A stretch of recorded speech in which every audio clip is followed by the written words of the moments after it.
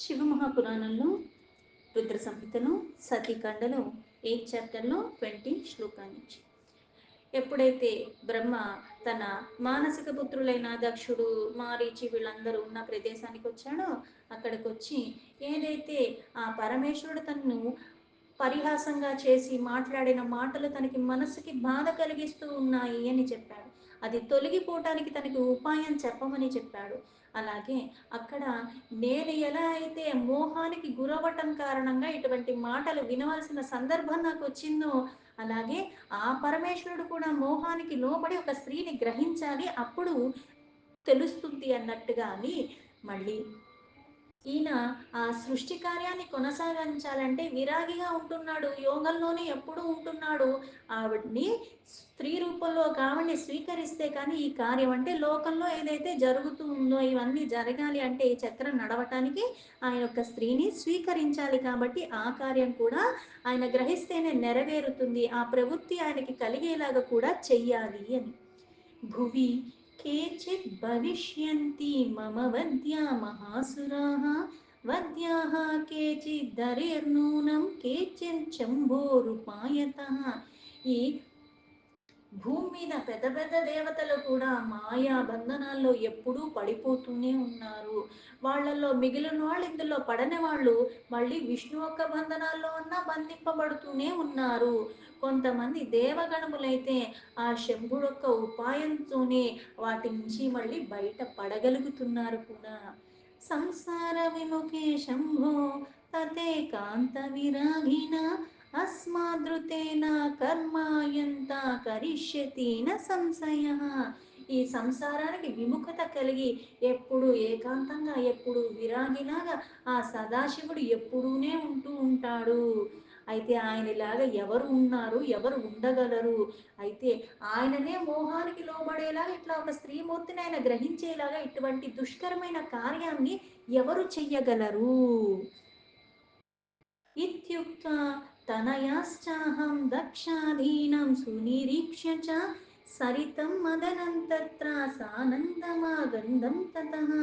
ఈ ప్రకారంగా దక్షుడితో తన పుత్రులందరితో కూడా అలాగే అక్కడున్న మన్మధుడు యొక్క భార్య అయిన రతి సహితంగా చూసి అక్కడ మళ్ళీ ఆ మన్మధుడితో ఆనందపూర్వకంగా బ్రహ్మ మళ్ళీ ఇలా అంటే ఇది ఎవరు చేయగలరు, ఎవరు చేయగలరు అని అన్నీ మాట్లాడుతుంటే అప్పుడు మళ్ళీ ఆయన దృష్టి మన్మధుడు మీద పడింది. ఆయన సృష్టించింది అందుకు కదా, మోహానికి గురి చేయటానికి అందరినీ. బ్రహ్మో ఉవాచ మత్పుత్రవర కామా త్వం సర్వదా సుఖదాయకః మద్వచః శృణు సుప్రీత్యా స్వాపత్నయా పితృవత్సల. బ్రహ్మ మన్మధుడితో ఇలా చెప్తున్నాడు, నా శ్రేష్టమైన కొడుక, ఓ మన్మథ, అన్ని రకాలుగా కూడా అందరికీ సుఖాలు ఇవ్వగలిగిన వాడు. ఎందుకు సుఖాలు ఇవ్వగలగడు అంటే సర్వవ్యాపి, ఎప్పుడు వ్యాపించి ఉంటాడు. పైగా చంచలత్వానికి లోబడేలా చేస్తాడు, మోహానికి మాయకి లోబడేలాగా చేస్తూ ఉంటాడు. అందుకే ఇప్పుడు మనకి చల్లగాలి తగలంగానే ఒకలాగా ఉంటుంది, అలాగే సువాసనభరితమైన పుష్పాలు తగలగానే ఇంకొకలాగా, ఇట్లాంటి చిన్న చిన్న వాటికి కూడా మనం అలాగా చంచలత్వానికి లోబడిపోతూ ఉంటాం. అందుకే ఇక్కడ సుఖప్రాయంగా అనిపిస్తుంది. అంటే నాకు నాశనం చేసేవి, నన్ను దీనాతి దీన స్థితికి తీసుకెళ్లేవైనప్పటికి కూడా నేను ఈ మాయామోహాల కారణంగా అది భోగమే నా సర్వస్వం అనుకుంటూ వాటిని నేను ఆశ్రయించి ఉంటాను. అది నాకు హాని చేస్తుందన్నది నాకు అర్థం కాక అవే నాకు మంచివి అన్నట్టుగా నేను ఆ భావనలోకి వెళ్ళిపోతాను. అందుకే సుఖంగా నాకు అనిపిస్తూ ఉంటుంది. అలాగే తండ్రి మీద వాత్సల్యంతో ఉన్నవాడి మన్మథ, అందుకే నీ భార్య సహితంగా చాలా ఆనందంగా నేను చెప్పే మాటలు నువ్వు జాగ్రత్తగా విను. ఎందుకంటే ఏ రతీదేవిని అయితే దక్షుడు ఇచ్చేటప్పుడు ఏం చెప్పాడు, నీకు ఎప్పుడు ఎల్లవేళలా సహధర్మచారణ, అంటే నువ్వు చేయాల్సిన పని ఆవిడ అక్కడ ఉండటంతోనే ఆవిడ సగం చేసేస్తుంది అక్కడ, నువ్వు అంతగా ఏం కష్టపడక్కర్లేదు. ఎందుకంటే ఆ మునులు సైతం కూడా మోహానికి లోబడేలా చెయ్యగలిగిన అతి సౌందర్యవతి ఆ రతీదేవి. అనయా సహచారిణ్యా రాజసీత్వం అనుభవ ఏష చ భవతా పత్యా యుక్త సంశోభతి వృషం. అందుకే ఓ మనోభవ అంటే మనసులో భావనలన్నీ కూడా అలా ఎక్కువ ఉద్వేగానికి లోబడేలా చెయ్యగలిగిన వాడు. అందుకే నువ్వు నీ సహచారిణి అయినా నీ భార్యతో ఈ ప్రకారంగా శోభలు నువ్వు పొందుతున్నావు, నీ వల్ల ఆవిడ పొందుతుంది. ఇద్దరికిద్దరు పతి రూపంలో నిందు పొంది ఆవిడ శోభాయమానంగా అయింది, భార్య రూపంలో తనని పొంది నువ్వు కూడా ఆనందానికి లోబడుతున్నావు. అందుకని ఒకళ్ళకొకళ్ళు ఎప్పుడూ సహకరించుకుంటూ ఉంటారు. ఈయన ఏం చేస్తున్నాడో ఆ పనిలో ఆవిడ చేయాల్సిందంతా కూడా ఆవిడ చేస్తుంది. ఆవిడ దేనికైతే పూనుకుంటుందో ఆయన అందుకే సహచారిణులు, సహధర్మచారిణి అంటాం అందుకే. యథా స్త్రీయా హృషికేశో హరిణా సాయత రమ క్షణధా విధునా యుక్త తయా యుక్తో యథా విధుః. ఏ ప్రకారంగా అయితే మహాలక్ష్మి అలాగే విష్ణు ఉన్నారో, ఆ విష్ణువుతో మహాలక్ష్మి ఉంటుందో, అలాగే రాత్రిలో ఎలా అయితే చంద్రుడు ఉన్న కారణంగా ఆ రాత్రి అంతా శోభాయమానంగా ఉంటుందో, చంద్రుడు లేని ఆకాశం ఎలా అయితే అంత శోభాయమానంగా ఉండదు. అంటే ఒకటికి ఇంకొకటి ఇంకా అందాన్ని పెంచుతున్నట్టుగా, శోభని పెంచుతూ ఉన్నట్టుగా. తథైవ యువయోః శోభా దాంపత్యం చ పురస్కృతం అతస్త్వాం జగతః కేతుర్ విశ్వకేతుర్భవిష్యసి. అదే ప్రకారంగా మీ ఇద్దరు కూడా ఒకళ్ళకి ఇంకొకళ్ళు శోభను పెంచేలాగా ఉంటారు. మీ దాంపత్యం అన్నది చాలా చక్కగా ఉంటుంది, అంటే అలంకారప్రాయంగా ఉంటుంది. అందుకే ఈ జగత్తుని జయించాలని ఆ విశ్వకేతులాగా మీరిద్దరు కూడా విశ్వవ్యాప్తంగా అవుతారు అని.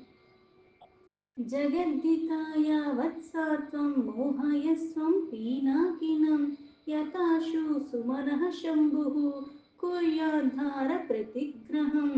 అందుకే నాయన ఈ సంసారానికి హితం చేయాలంటే ఆ మహాదేవుణ్ణి మోహానికి లోబడేలాగా చేయాలి. ఆయన ఒక స్త్రీమూర్తిని స్వీకరించాలి. దీని ద్వారా ఆ శంకరుడు కూడా నీ పట్ల అలాగే ప్రసన్నుడవుతాడు. త్వరగా ఆయన వివాహం పట్ల మక్కువ చూపించేలాగా ఒక స్త్రీని గ్రహించేలాగా నువ్వు చెయ్యాలి అని. విజనే స్నిగ్ధాదేశే తు పర్వతేషు సురహస్సు చ యత్ర యత్ర ప్రయాతీశస్తత్ర తత్ర నయా సహ. అంటే ఆ పరమేశ్వరుడు ఎక్కడెక్కడున్నా సరే, అంటే ఆయన మోహానికి లోబడేదాకా ఆయన సాన్నిధ్యాన్ని విడవకుండా నువ్వు ఆయన వెంటే ఉండాలి. మీరిద్దరూ కూడా నిర్జనమైన స్థానాలైనా సరే, ఉత్తమమైన ప్రదేశాలైనా సరే, పర్వతాలైనా సరే, ఆ నది అట్లాంటి ప్రదేశాలన్నా సరే, ఆ పరమేశ్వరుడు ఎక్కడెక్కడికి వెళతారో అక్కడికి మీరిద్దరూ కూడా వెళ్ళాల్సిందే అన్నాడు. మోహయత్వం యతాత్మానం వనీతా విముఖం హరం త్వత్కృతే విధతే నాణ్యః కశ్చిత్ భస్య విమోహకః. జితేంద్రుడయ్యే ఎప్పుడు యోగంలో ఉంటాడు. స్త్రీ రహితంగా ఉన్న ఆ పరమేశ్వరుని మోహానికి లోబడేలాగా మీ ప్రయత్నాన్ని మీరు కొనసాగిస్తూనే ఉండాలి. మీరు ఇలా చెయ్యటం ద్వారా, అంటే మీరు తప్పితే ఆయన్ని ఎవరూ కూడా ఈ మోహంలోకి మళ్ళీ లోబడేలాగా చెయ్యలేరు. అందుకని ఇది మీ వల్లే అవుతుంది. మీరిద్దరే వెళ్ళి ఆ కార్యానికి పూనుకోండి అన్నాడు. భూతే హరే సానురాగే భవతోపి మనోభవ శాపోపశాంతిర్భవితా తస్మాదాత్మహితం కురు. అలాగే నువ్వు ఈ కార్యం చేయటం ద్వారా లోక హితార్థమే కాకుండా దీని ద్వారా నీకు శాపం కూడా ఉపశమనం లభిస్తుంది. అందుకని ఇది నీకు కూడా హితకరమైనది. ఆ శాపం నుంచి విముక్తి కావాలన్నా నువ్వు ఇది చెయ్యాల్సిందే. మళ్ళీ దాన్ని తొలగించగలిగిన వాడు ఆ పరమేశ్వరుడే కాబట్టి. సానురాగో వరారోహం యదిచ్చతి మహేశ్వరః తదా భవోపి యోగ్యార్యస్త్వాం చాసంతారయిష్యతి. ఆ మహేశ్వరుడు ఎప్పుడైతే ఆ స్త్రీ కావాలన్న కోరికతో ఉంటాడో, ఆ శ్రేష్టమైన పరమేశ్వరుడు ఇలా నిన్ను కూడా ఉద్ధరించేలాగా చేస్తాడు. తస్మాజ్జాయా ద్విధీయాస్త్వం యతస్వ హరమోహని విశ్వస్య భవ కేతుస్త్వం మోహయిత్వా మహేశ్వరం. అందుకే నువ్వు నీ భార్యతో సహా అక్కడికి వెళ్ళి ఆయన మోహానికి గురయ్యేలాగా నువ్వు ప్రయత్నం చెయ్యి. ఆ మహేశ్వరుడు కనుక మోహానికి లోబడితే విశ్వానికి చాలా మంచి పని చేసిన వాడవుతావు అని. బ్రహ్మ ఉవాచ ఇతి శ్రుత్వా వచోమేహి జనకస్య జగత్ప్రమోహ ఉవాచ మన్మథస్తత్యం తథా మాం జగతాం పతిం. బ్రహ్మ మళ్ళీ ఇలా చెప్తున్నాడు. ఈ సంసారానికే మూలమైన వాడు, అలాగే సృష్టికర్త అయిన బ్రహ్మే ఇలా చెప్పేసరికి బ్రహ్మ ఒక మాటలు విని ఆ మన్మధుడు మళ్ళీ ఆ జగత్పతికి అలాగే తండ్రి, ఎందుకంటే తన నుంచే తిని ఉద్భవించాడు కాబట్టి ఆయనతో మళ్ళీ మన్మధుడు ఇలా చెప్తున్నాడు. మన్మథ ఉవాచ కరిష్యేహం తవ విభో వచనార్చంబుర్మోహనం కిం తు యోషిన్మమాస్త్రాం మే తత్కాంతాం భగవన్ సృజ. ఏదైతే కార్యాన్ని నాకు చేయమని చెప్పారో మీ ఆజ్ఞని అనుసరించి నేను పరమేశ్వరుని మోహిత్తు చేయటానికే ప్రయత్నం చేస్తాను. కాకపోతే అక్కడ నాకు స్త్రీ కూడా కావాలి. ఎందుకంటే ఆ స్త్రీని నేను ఆధారం చేసుకుని ఈ అస్త్రాలు ప్రయోగించిన కారణంగా ఆవిడ్ని చూస్తూ మోహానికి లోబడతారు. అందుకనప్పుడు ఆ ముఖ్యమైన స్త్రీ కూడా నాకు ఇక్కడ కావాలి. ఆవిడ కూడా నాకు అస్త్రంలాగా నేను వినియోగించుకోవటానికి. అప్పుడే ఆయన్ని నేను మోహానికి లోబడేలాగా చెయ్యగలను అని. మయా సమ్మోహితే శంభో యయా తస్యానుమోహనం కర్తవ్యమధునా దాతస్తత్రోపాయం పరం కురు. ఆ పరమేశ్వరుడికి మళ్ళీ ఆయన్ని మోహానికి గురి అవ్వేలాగా చెయ్యాలంటే అటువంటి స్త్రీని మీరు యోగ్యమైన ఆవిడ్ని నిర్మాణం చెయ్యండి, ఆమెను సృష్టించండి. దాని ద్వారానే ఆయన్ని నేను మోహానికి గురి చెయ్యగలను, లేకపోతే నేను చెయ్యలేను. అందుకే ఓ విధాత, ఈ ఉత్తమమైన ఉపాయాన్ని ఇప్పుడు మీరు చేస్తేనే అప్పుడు నేను ఈ పని చేయాలంటే అక్కడ స్త్రీమూర్తి కావాలి, ఆవిడ్ని మీరు సృష్టిస్తేనే నేను ఈ పని చెయ్యగలను అన్నాడు. బ్రహ్మో ఉవాచ एवं वादिनी कंदर्पे दाता हंसा प्रजापतिः क्या सम्मोहिनी योऽसाविति చింతామయామహం. బ్రహ్మ మళ్ళీ మన్మధుడితో ఇలా చెప్తున్నాడు. ఆ మన్మధుడు చెప్పిన మాటలన్నీ విన్న తర్వాత ప్రజాపతి అయిన బ్రహ్మ ఆ మనస్సులో మళ్ళీ విచారణలో పడ్డాడు. అంటే ఇప్పుడు ఈ కార్యం చేయాలంటే ఇప్పుడు ఒక స్త్రీమూర్తిని సృష్టించాలంటున్నాడు. అయితే ఇప్పుడు ఆయన్నే మోహానికి గురి చేసి ఆయనతో సరిసమానమైంది, పైగా ఆయన స్వీకరించేయగలిగే అటువంటి స్త్రీమూర్తి, ఈ ఆయన్నే మోహానికి గురి చెయ్యాలంటే ఎలాగా అన్న ఆలోచనలో పడ్డాడు. ఈ ఆలోచన పరంపర అన్నది బ్రహ్మలో కొనసాగుతున్న క్రమంలో చింతావిష్టస్య మేతస్య నిశ్వాసో యో విలిహిశ్రుతః తస్మాద్వసంతః సంజాతః పుష్పవ్రాత విదూషితః. ఈ చింతాక్రాంతంలో ఉన్న బ్రహ్మ ఒక ఉచ్ఛ్వాస నిశ్వాస అంటే గాలి పీల్చుకుంటున్నాం వదులుతున్నాం, ఈ శ్వాస ఏదైతే బయటికి ఆయన నుంచి వస్తుందో అందులోంచి పుష్పాలు అంటే పువ్వులు ఒక సమూహంతో చక్కగా పువ్వులన్నీ కూడా ఆభరణాలుగా ధరించి ఉన్న ఒక వసంతుడు అన్నవాడు ఆ శ్వాస నుంచి ఉత్పత్తి చెందాడు. పుష్పాలతో ఉత్పత్తి చెందాడు అంటే సువాసన భరితమైన ఆహ్లాదకరమైనట్టుగా ఒక రూపం అక్కడ వచ్చింది వసంతుడిది. వసంత ఋతువులో ఏమవుతుంది, పువ్వులు పళ్ళు అన్ని పుష్కలంగా ఆకులు పచ్చగా ఉంటూ ఉంటాయి, నిండుగా ఉంటాయి. అట్లాగా వచ్చాడు. శోణరాజీవ సంకాసః పుల్లతామరశిక్షణः సంధ్యోదీతాఖండ శశి ప్రతిమాస్యాః సునాసికః. అయితే ఎంత అందంగా ఉన్నాడు అంటే ఆ పుష్పాలతో సమూహంతో ఉన్నవాడు, ఆ శరీర కాంతి కూడా ఎర్రని కమలంతో సమానంగా ఉంది, కాంతివంతంగా ఉన్నాడు. ఆ కళ్ళు కూడా విచ్చుకున్న కమలం ఎలా అయితే ఉంటుందో అంతలాగా ఉన్నాయి, వికసించిన కళ్ళు. అలాగే ఆ ముఖం కూడా ఎలా అయితే చంద్రుడు వచ్చే ముందు ఎలా అయితే సూర్యుడు అస్తమించే ఆ సంధ్యాకాలంలో ఉంటుందో ఆ దానితో సమానంగా ఉన్నాడు. ఆ చంద్రుడితో సమానమైన మనోహరమైన రూపంతో ఉన్నాడు. శారంగవచరార్ణవర్తః శ్యామా కుచ్చితమత్రుజः సంధ్యాశుమాలి సదృశాः కుండలద్వయమండితः. అలాగే అతి అందంగా ఉన్నాడు. ఆ ముక్కు దగ్గర నుంచి కళ్ళు దగ్గర నుంచి ఈ ముఖ కవళికల దగ్గర నుంచి ఆ శరీరం అంతా కూడా అలా ఉండి, పైగా ఆ జుట్టు కూడా చక్కగా గిరులు తిరిగిన కేశాలు నల్లగా శోభాయం అంటే ఒకటికి ఇంకోటి అందాన్ని పెంచేలాగా ఉన్నాయి. అక్కడ సూర్యుడితో సమానమైనట్టుగా చెవికి ధరించిన ఆ కుండలాలు కూడా ఇంకా ఇంకా ముఖారు విందాన్ని శోభామానంగా ఇప్పుడు ఎంత అందంగా ఉన్నా సరే ఏమి ఆభరణాలు ధరించకపోయినా అందంగా ఉన్నవాళ్ళు బాగానే ఉంటారు. కానీ దానికి తగ్గట్టుగా ఇంకా అందమైనవన్నీ ఆభరణాల రూపంలో ధరిస్తే ఎలా ఉంటుంది, ఇంకా పెరిగినట్టుగా ఉంటుంది శోభ. అట్లాగా ఉన్నాడు ఈ వసంతుడు. ప్రమత్తే భగతీహి పీనాయతో దారుణన్ తాసకః కంబుగ్రీవః సువిస్తీర్ణ హృదయ పీనా సన్ముఖః. అలాగే అక్కడ చక్కగా అంటే నుదురు బాగుంది, చేతులు బాగున్నాయి, అన్నీ కూడా అంటే ఇప్పుడు సాముద్రిక శాస్త్రాన్ని అనుసరించి ఎలా అయితే స్త్రీలో ఎక్కడెక్కడ ఎంత ఉండాలో అంతే ఉండి, శరీరం మరి లావుగా కాకుండా మరీ పక్క చిక్కినట్టు కాకుండా, మళ్ళీ చేతులు పొడుగ్గా కాకుండా, కాళ్ళు పొడుగ్గా కాకుండా, నడుము పొడుగ్గా కాకుండా, మెడక ఎంత ఉండాలో అంత, ముఖం ఎంత ఉండాలో అంత, ప్రతిదీ కూడా దానికి సమపాళల్లో ఉన్నట్టుగా అంతలాగా ఉన్నాడు.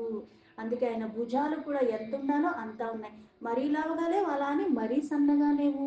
అలాగే ఎంత పొడుగు ఉండాలో అంత పొడుగు ఉన్నాడు, కాళ్ళు దగ్గర నుంచి అన్నీ కూడా అంత అందంగా ఉన్నాయి. అలాగే ఆ మెడ కూడా శంఖంలాగా ఉన్నది. అలాగే ఆ వక్షస్థలం కూడా చక్కగా వెడల్పుగా ఉన్నది. అంటే ఈ భుజాల దగ్గర వెడల్పుగా, నడుం దగ్గరికి వచ్చేసరికి సన్నగా ఇట్లాగా ఉన్నాడు. ఆ ముఖమండలం కూడా చాలా అందంగా ఉన్నది. సర్వాంగ సుందర శ్యామ సంపూర్ణ సర్వలక్షణ్యేహ దర్శనీయ తమః సర్వమోహాన కామవర్ధన. అంటే ఎటువంటి రూపం కలిగి ఉన్నాడంటే చూడగానే ఇంకా ఇంకా మోహానికి లోబడేలాగా సర్వ లక్షణాలు సంపన్నంగా ఉన్నాయి, సర్వ అంగాలు అందంగా ఉన్నాయి, సంపూర్ణంగా ఉన్నాడు, శ్యామవర్ణంలో ఉన్నాడు. ఇన్ని లక్షణాలతో ఉన్నవాడు చూసేసరికి మోహానికి లోబడిపోతారు అందరూ. అంటే మామూలుగా కోరిక ఉన్నవాడు ఒకదానికి లోబడి ఉంటాడు. ఈ కోరికకు తగ్గట్టుగా ఆ రూపాన్ని చూసేసరికి ఏమవుతుందంటే ఆ కోరిక ఇంకా రెట్టింపు అయిపోయినట్టుగా అయిపోతుంది. అంతలాగా ఉన్నారు, కోరికని వృద్ధి చేసేలాగా ఉన్నాడు చూసినంత మాత్రం చేత ఆ వసంతుడిని. ఏతాదృశో సముత్పన్నే వసంతే కుసుమాకరే వవో వాయు సుసురభిః పాదప అపి పుష్పితాః. ఈ ప్రకారంగా పుష్పాలక్క గుచ్చములతో ఉన్నట్టుగా అంత అందంగా ఉన్నవాడు, దానికి తగ్గట్టు ఇవన్నీ అలంకరించుకున్న వసంతుడు ఉత్పత్తి జరిగాడు. దానికి తగ్గట్టుగా గాలి కూడా సువాసన భరితమైనది వీచుతూ ఉన్నది. అంటే వసంత ఋతువులో ఎలా అయితే చెట్లన్నీ పచ్చగా ఉంటాయి, పూలన్నీ పుష్పించి ఉంటాయి, గుత్తులు గుత్తులుగా ఉంటాయి, సువాసన భరితంగా ఉంటాయి. ఇలాగా అంతలాగా ఉన్నాడు ఆ వసంతుడు.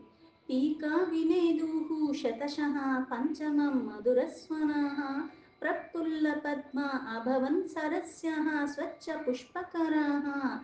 లెక్క పెట్టలేనన్ని పక్షులు కూడా చాలా మధురంగా అక్కడ గానాలు చేస్తున్నట్టుగా ఉన్నాయి. పైగా ఇవి ఏం చెప్తారంటే ఆ మధురంగా కూడా మళ్ళీ పంచమ స్వరం అంటే దీర్ఘంగా ఎక్కడ పెంచాలో అక్కడ పెంచడం, ఎక్కడ తగ్గించాలో అక్కడ శృతిని తగ్గించేలాగా అంత చక్కగా అలా భావంతో పలికినట్టుగా. అలాగే ఇక్కడ స్వచ్ఛమైన కమలాలతో చక్కగా అంటే పుష్పాలన్నీ విచ్చుకుని ఉన్నాయి. ఈ పక్షులన్నీ కూడా అంతలాగా స్వరాలతో గానం చేస్తున్నట్టుగా ఉన్నాయి. తముత్పన్నమహవీక్ష తదా తాదృశముత్తమం హిరణ్యగర్భో మదనమాగధం మధురం వచః. ఇలా ఉత్పత్తి చేసిన వసంతుడు చాలా శ్రేష్టంగా ఉన్నాడు. ఆ వసంతుడిని చూసి బ్రహ్మ మళ్ళీ కామదేవుడితో మధురమైన మాటలు ఇలా మాట్లాడుతున్నాడు. బ్రహ్మో ఉవాచ ఏవం స మన్మతా నిభః సదా సహచరో అభవత్ అనుకూల్యం ఏవం కృతే సర్వం దేవః కరిష్యతి. ఓ మన్మథ, ఇక్కడ దేవతలతో సమానమైన, అలాగే ఇక్కడ నీతో సమానమైన వసంతుడు కూడా ఇప్పుడు నీకు అనుకూలంగా ఉంటాడు, నీ స్నేహితుడు. అంటే ఎక్కడెక్కడికైతే మన్మధుడు వెళ్తాడో, రతిదేవి ఎలా అయితే సహధర్మచారిణి ఆవిడ వెళ్తుందో అక్కడక్కడ కూడా ఈ వసంతుడు వెళ్తాడు, నీకు అనుకూలంగా ఉంటాడు. అందుకే అన్ని రకాలుగా నీకు సహాయం చేస్తాడు. యత అగ్నేహ పవనో మిత్ర సర్వతో పర కరిష్యతి తథాయం భవతో మిత్రం సదా త్వామను యాస్యతి. అలాగే నీకు గాలి కూడా, అంటే గాలి ఎలా అయితే అగ్నికి స్నేహంగా అప్పుడు మంటలు ప్రజ్వలించేటప్పుడు గాలి దానికి తోడైతే ఇంకా ఎలా అయితే అది పెరుగుతూ పోతూ ఉంటుందో, అలాగే ఈ వసంతుడు నీకు ఎప్పుడూ సహకరిస్తూనే ఉంటాడు. అగ్నిని వాయువు ఎలా అయితే మిత్రత్వంతో ఉన్నాడో అలాగే వసంతుడు నీతో ఎప్పుడు స్నేహంగానే ఉంటాడు, ఎప్పుడు నీతోడే ఉంటాడు. వసంతేరంతరే హేతుత్వాద సంతాఖ్యయో భవద్వయం తావానుగమనం కర్మ తథా లోకానురంజనం. ఇలాగే అంటే నువ్వు చేసే ప్రతి కార్యంలో కూడా నీ భార్య ఎలా అయితే నీకు సహకరిస్తుందో ఈ వసంతుడు కూడా ఎప్పుడు నీతో సహకరిస్తూనే ఉంటాడు, అలాగే నీతో పాటే నివాసం కలిగి ఉంటాడు. అందుకే ఈ వసంతుడు ద్వారా నువ్వు చెయ్యగలిగిన కార్యాలన్నీ కూడా ఈ లోకంలో చక్కగా జరిగిపోతూ ఉంటాయి. నిన్ను అనుకరించి ఉంటాడు కాబట్టి నీ కార్యము సఫలమైపోతూ ఉంటుంది. అసౌ వసంత శృంగారో వాసంతో మలయానిలః భవేత్తు సుహృదో భావః సదా త్వద్వశావర్తినః. వసంతకాలంలో ఎలా అయితే మలయ పర్వతాల నుంచి వీచే గాలి చాలా సుగంధభరితంగా ఉంటుంది, అలాగే ఈ వసంతుడు కూడా అంతలాగా శృంగారభరితంగా, అంటే నీకున్న స్నేహం కొద్దీ నువ్వు ఎక్కడెక్కడికి వెళుతున్నావో ఆయన కూడా నీ స్నేహంలో ఎలా ఉంటాడు అంటే నిన్ను విడవకుండా ఉంటాడు. అంటే అక్కడ ఎలా అయితే ఆ గాలులు ఉన్నాయో అలాగే వసంతకాలంలో ఎలా ఉంటాయో అలాగే ఈ వసంతుడు నీతో ఎప్పుడూ ఉంటాడు, సదా నీ ఆధీనంలో ఉంటాడు. పైగా నువ్వు ఎలా చేయమంటే అలా చేయడానికి ఎప్పుడూ సిద్ధంగా ఉంటాడు. विद्वोकादस्तथा भाषा चतुष्षष्टि कलास्तथा रत्याः कुर्वतु सौहृदं सुहृदस्ते यथा तव यभिः सहचरेह कामा वसन्ता प्रमुखैर्भवान् मोहयस्व महादेवं रत्या सह महोद्यमः. ఈ ప్రకారంగా నీ స్నేహితుడు నీ భార్య ఇక్కడ అంటే ప్రతిబింబంలో ఇక్కడ ఉన్నది ఎలా అయితే కనిపిస్తుందో అలాగే నీకు ఎప్పుడూ ఉంటాడు. ఇక్కడ మళ్ళీ అన్ని కళలతో రతిదేవి వసంతుడు ఇద్దరూ కూడా నీకెప్పుడు సహకరిస్తూనే ఉంటారు. అందుకే మన్మద, ఇప్పుడు ఈ వసంతుడితో నీ ధర్మపత్ని అయిన రతితో కలిసి నువ్వు చేసే పని ఇంకా సాఫీగా చెయ్యగలవు. ఇప్పుడు నువ్వు ఆ మహాదేవుడి దగ్గరికి వెళ్ళి ఆయన్ని మోహింప చేయటానికి నువ్వు ఆ కార్యక్రమంలో ఉండు అన్నాడు. అహం తాం కామినీ తాత భవిష్యామి యత్నతః మనసా సువిచార్యైవ యహరం మోహయిష్యతి. ఓ మన్మథ, ఇప్పుడు నువ్వు చెప్పినట్టుగానే నీ ప్రయత్నంలో నువ్వుండు. నేను అన్ని రకాలుగా ఆలోచించి ఆయన్నే మోహానికి గురి చేసే అంత అటువంటి స్త్రీమూర్తిని నేను కూడా ఆ కోరిక ఆయనలో కలిగేలాగా జరగటానికి ఆవిడ మళ్ళీ ఆయన్ని స్వీకరించడానికి, ఈయన మళ్ళీ ఆవిడ్ని స్వీకరించడానికి అట్లా ప్రయత్నం, నీ ప్రయత్నం నువ్వు చేయి, నేను చేయాల్సింది నేను చేస్తాను అని. బ్రహ్మో ఉవాచ ఏమముక్తో మయా కామః సురజ్యేష్ఠేన హర్షితః ననామాచరణో మే అపి సా పత్ని సహితస్తథా దక్షం ప్రణమ్యం తానా సర్వాన్ మానసానభివాద్య చ యత్రాత్మా గతవాన్ శంభుస్తస్థానం మన్మతో యయౌ. బ్రహ్మ మళ్ళీ ఇలా చెప్పాడు. ఈ ప్రకారంగా సురశ్రేష్ఠుడైన ఆ బ్రహ్మ చెప్పిన దాని ప్రకారంగా మన్మధుడు తన భార్యతో తన స్నేహితుడైన వసంతుడితో ఆయనకి నమస్కరించి మళ్ళీ అక్కడి నుంచి దక్షుడికి అక్కడ ఉన్న వాళ్ళందరికీ కూడా నమస్కరించి తన స్థానానికి తను వెళ్ళిపోయాడు. అక్కడ మళ్ళీ ఆత్మస్వరూపమైన శంకరుడి దగ్గరికి వీళ్ళందరూ ఆయన్ని మోహానికి గురి చేయటానికి వెళ్ళారు. దీంతో శివ మహాపురాణంలో రుద్ర సంహితను సతీకాండను 8th చాప్టర్ సంపూర్ణం.